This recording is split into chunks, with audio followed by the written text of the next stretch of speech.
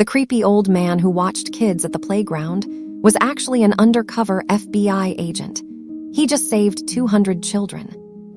For 6 months, parents in our suburban neighborhood whispered warnings about the creepy old man at Riverside Park. He sat on the same bench every afternoon, watching children play, sometimes taking notes in a worn leather journal. Mothers clutched their kids closer when he arrived.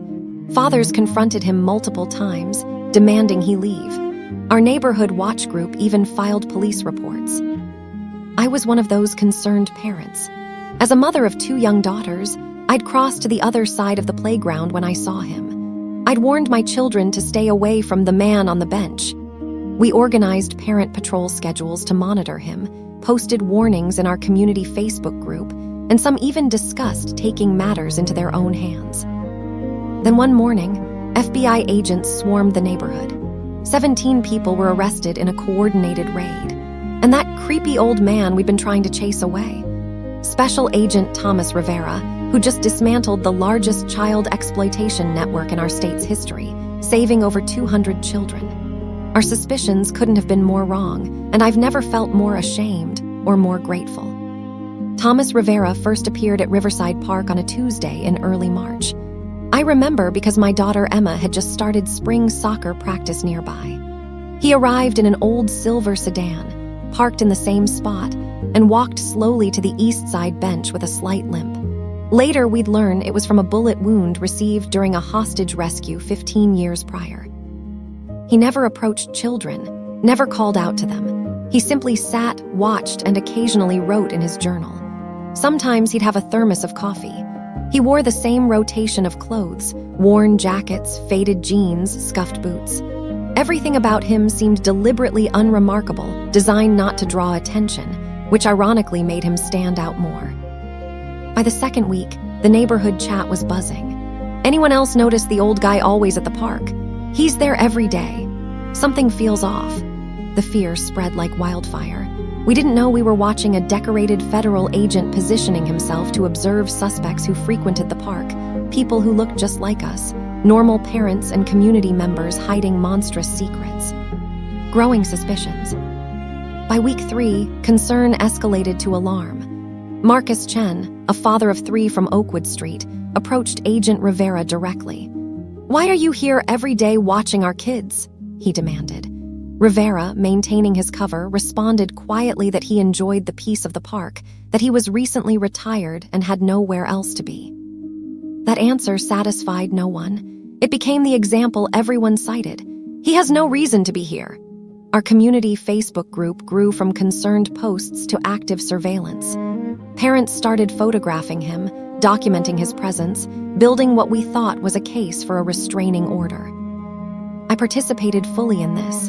I'm ashamed to admit I took photos myself, posted them with captions like, "Still here, 3:47 p.m., writing in that notebook again. We felt protective, vigilant, responsible.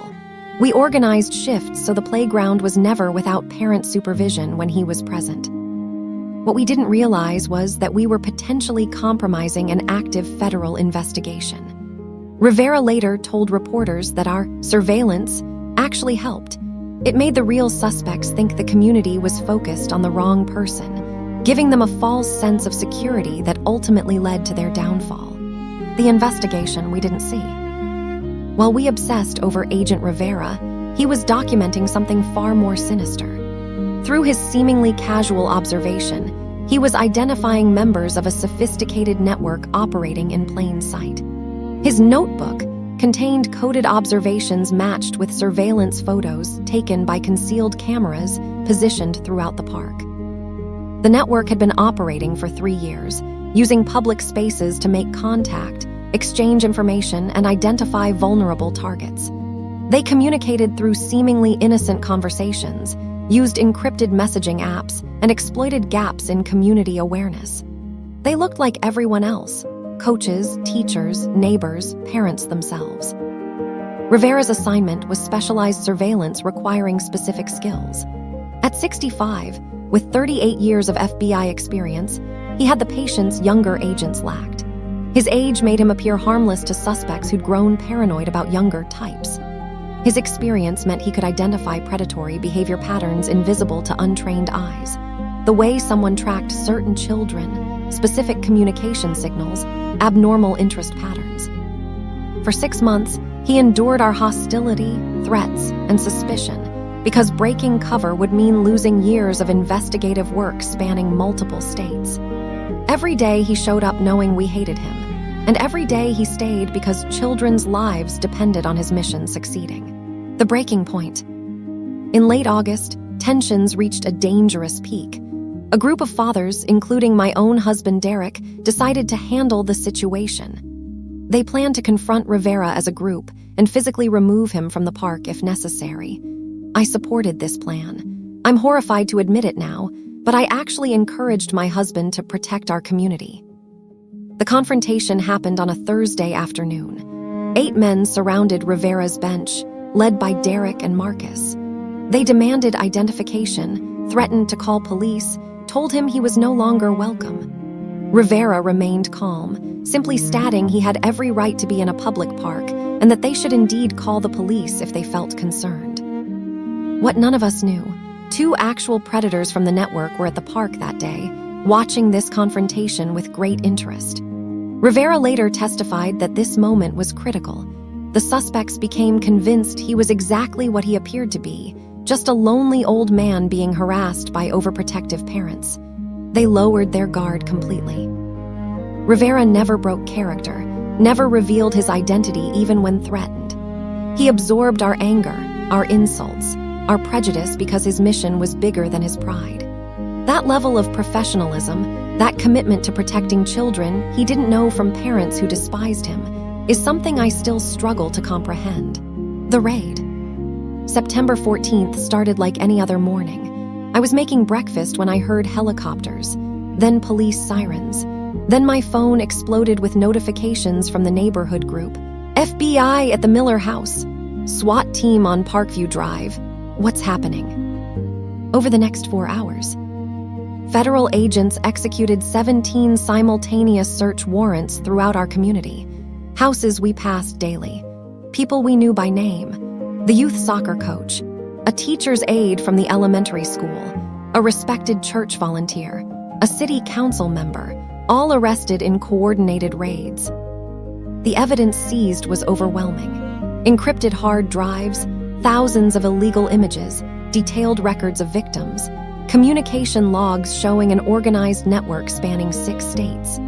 It was every parent's nightmare, except it had been happening right under our noses while we focused our attention on the one person actually protecting our children. By noon, FBI Special Agent Thomas Rivera held a press conference. Seeing him standing in an FBI jacket with his credentials displayed, I felt the world tilt. That was the creepy old man from the park. The revelation spread through our community like shockwaves. Parents who'd threatened him now watched him receive commendations. The man we tried to drive away had just saved our children. The truth revealed. At the press conference, Agent Rivera explained Operation Silent Guardian. The investigation began 2 years earlier when cyber crimes units in multiple states noticed patterns suggesting an organized network. Traditional investigation methods failed. The suspects were sophisticated, paranoid, and careful. They needed a different approach. Enter Rivera, set to retire but possessing unique qualifications. His age, experience, and willingness to endure community hostility made him perfect for deep cover surveillance. He volunteered for the assignment knowing it would be his last operation before retirement, wanting to end his career doing something meaningful. His role was to establish baseline presence at key locations the network used for signaling and contact. By becoming a fixture at Riverside Park, he could observe patterns without drawing suspect attention. Every person who entered that park, every interaction, every deviation from normal behavior was documented and analyzed. The investigation identified 47 network members across 6 states and rescued 200 children from active exploitation, with another 89 identified as at risk and placed under protective monitoring. The evidence collected would lead to successful prosecutions, with sentences totaling over 800 years combined. And we almost destroyed it all with our good intentions. Community reckoning. The days following the raid were filled with shame and introspection. Our neighborhood group, once filled with warnings about Rivera, became a place of stunned silence and then overwhelming guilt. Parents who'd confronted him struggled with the realization that our vigilance had been directed at our only protector. Marcus Chen publicly apologized through a local news interview, his voice breaking. "We thought we were protecting our kids. Instead, we were protecting the actual predators by keeping Agent Rivera under pressure. I can't imagine the strength it took for him to keep coming back every day while we treated him like a criminal." My husband Derek, who led that aggressive confrontation, couldn't sleep for weeks. "I threatened a federal agent who was risking his life for our children," he told me one night. "What kind of judgment do I have? What else am I getting wrong?" I wrestled with my own culpability. I taught my daughters to fear the one person who was actually ensuring their safety. I'd taken photos, spread suspicion, organized surveillance against someone working to protect them. My good intentions, my protective instincts, my certainty that I was right, all of it had been so dangerously wrong. The hardest part was accepting that our suspicions, while misplaced, came from genuine care. We loved our children. We wanted them safe. But we'd let fear and assumptions override reason, and we'd nearly paid a terrible price. Agent Rivera's perspective. 2 weeks after the arrests, Agent Rivera agreed to a community meeting at the request of our neighborhood association. The turnout was enormous, standing room only at the community center. The atmosphere was heavy with gratitude, guilt, and a desperate need for understanding. Rivera addressed us with the same calm demeanor he'd shown on that park bench. "I understand why you were concerned," he said. "In today's world, parents should be vigilant. Predators do exist, and they do target public spaces. Your instinct to protect your children wasn't wrong, just your identification of the threat." He explained that he'd never taken our hostility personally. "I've worked hundreds of cases over 38 years. I understand fear. I understand protective instincts. My job was to remain focused on the actual threats, not on the community's perception of me. Every day I showed up because children needed someone watching who could see what you couldn't." Someone asked if our harassment made his job harder. He paused thoughtfully. "Actually, it helped. The suspects saw you treating me as a threat, which convinced them I was harmless. Your surveillance of me made them feel safer to operate. It's ironic, but your suspicion became part of my cover." He ended with advice. "Trust your protective instincts, but verify your assumptions. Teach your children about real warning signs, not what someone looks like, but how they behave. Most predators don't look creepy. They look normal, friendly, trustworthy. That's what makes them dangerous." The lessons learned. In the months that followed, our community underwent profound changes. We established formal partnerships with local law enforcement, received training on recognizing actual predatory behavior versus stereotypes, and created evidence-based safety protocols rather than fear-based reactions. Agent Rivera, now retired, became an advocate for community education. He developed training programs helping parents distinguish between legitimate concerns and prejudiced assumptions. "The man sitting quietly on a bench isn't automatically a threat," he teaches. "The friendly coach who insists on private one-on-one time, who gives special attention to vulnerable children, who communicates with kids outside official channels, those are actual warning signs." Our neighborhood also had to reckon with the betrayal we felt about the real predators, people we'd trusted, who'd hidden behind respectability and community involvement. The youth soccer coach had been background checked. The teacher's aide had excellent references. They'd exploited our trust while we focused our fear on appearance and assumptions. I think often about those 6 months and what they revealed about human nature.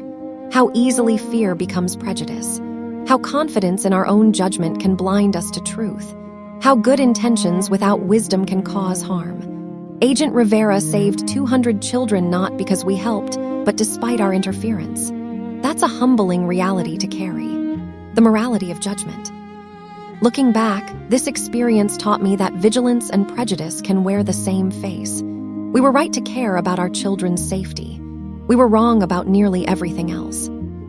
The moral of this story isn't that we should ignore concerning behavior.